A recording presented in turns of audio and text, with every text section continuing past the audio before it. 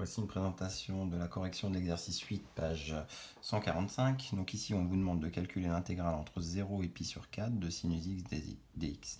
Donc on a besoin de connaître une primitive de sinus x et sinus x, une de ces primitives, eh bien c'est moins cosinus x.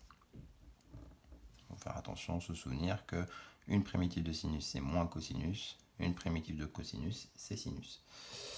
Alors, qu'il va falloir calculer entre 0 et pi sur 4. Alors, on prend en premier la valeur de cosinus. Alors, il ne faut pas oublier le signe moins, en pi sur 4. Moins, en deuxième temps, la valeur de cosinus en 0, mais il y a encore un signe moins.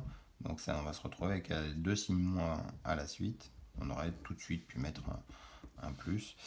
Donc, mon cosinus pi sur 4, ça fait moins racine de 2 sur 2. Les deux moins, ça devient un plus. Et cosinus de 0, ça fait 1. Voilà, donc on pourrait laisser ça comme ça, ou on peut écrire 1, c'est comme 2 sur 2. Donc on peut écrire 2 moins racine de 2, le tout sur 2. Voilà, voilà pour la première.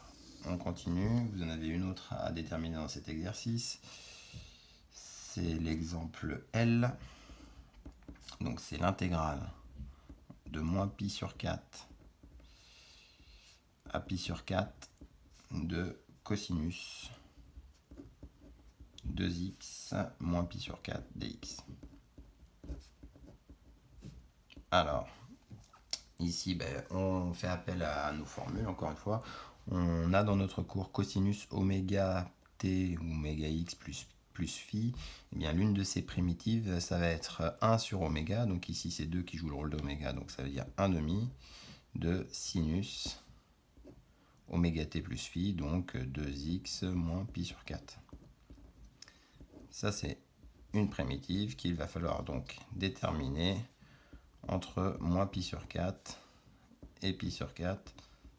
Donc, on va remplacer x par pi sur 4 dans un premier temps. On obtient 1 demi de sinus 2 pi sur 4 moins pi sur 4. Et on va remplacer x par moins pi sur 4 dans un même temps avec un signe moins entre les deux. Sinus 2. Alors, ça va faire moins 2 pi sur 4 moins pi sur 4. Alors, on continue ici. On peut calculer dans ces parenthèses. Alors, on sait de la calculatrice si besoin. Ici, on va obtenir pi sur 4.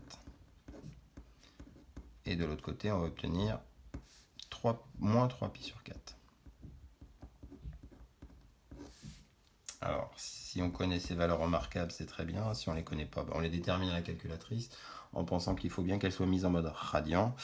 Alors, sinus pi sur 4, ça fait racine de 2 sur 2. Sinus moins 3 pi sur 4, ça fait moins